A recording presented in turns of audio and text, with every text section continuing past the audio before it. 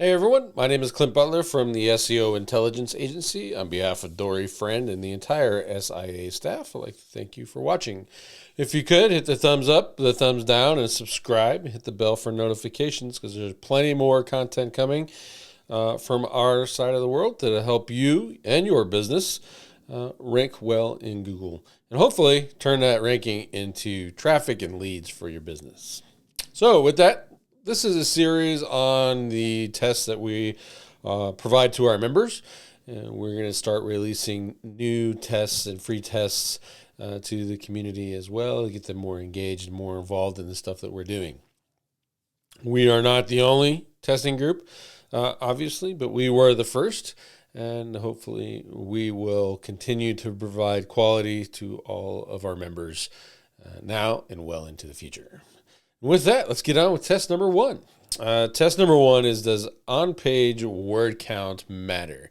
And this came from a lot of different suppositions by other SEOs. You have to have more words, you have to have more detailed words, and by having more words, ergo, Google thinks that your page is better than, say, the next guy's down the street, right?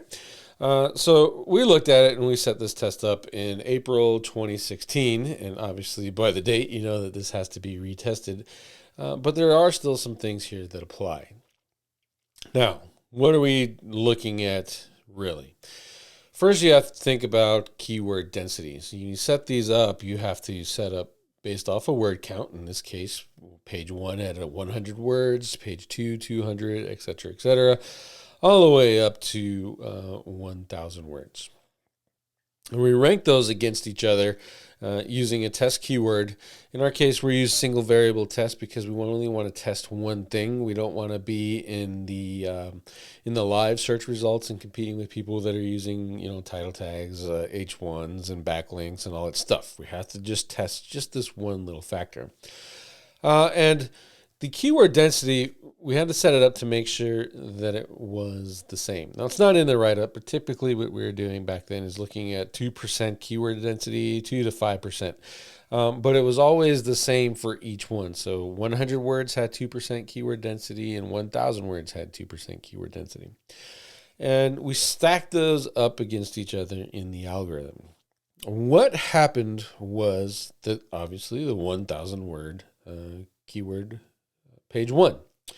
And it went down the list. So 1,000, 900, 800, and the rankings kind of continued along that path during this test. So what that told us is that the word count mattered when looking at the content purely for the content's sake, with no other factors applied.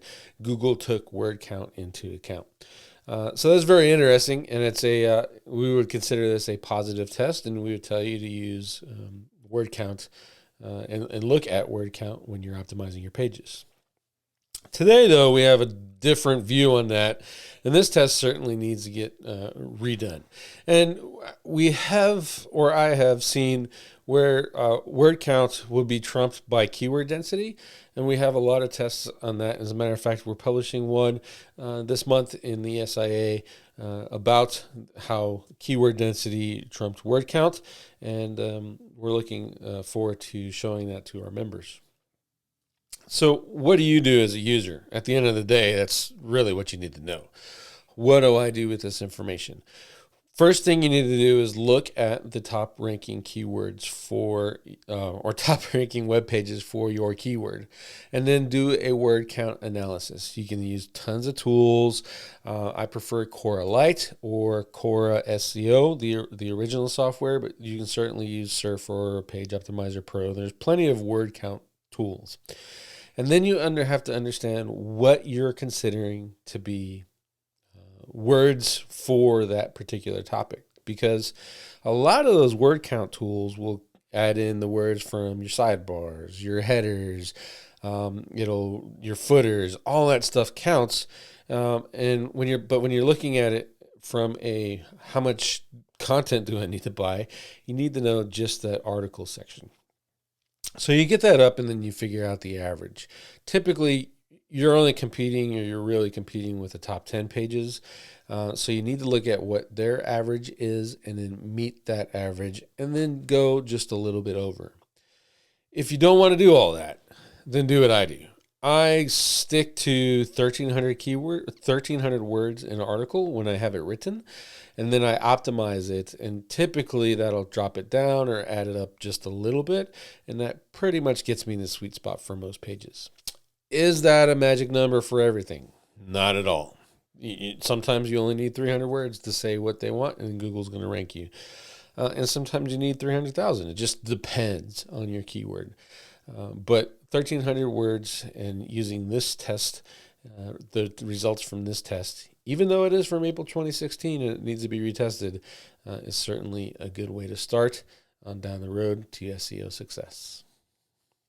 Again, thank you for watching.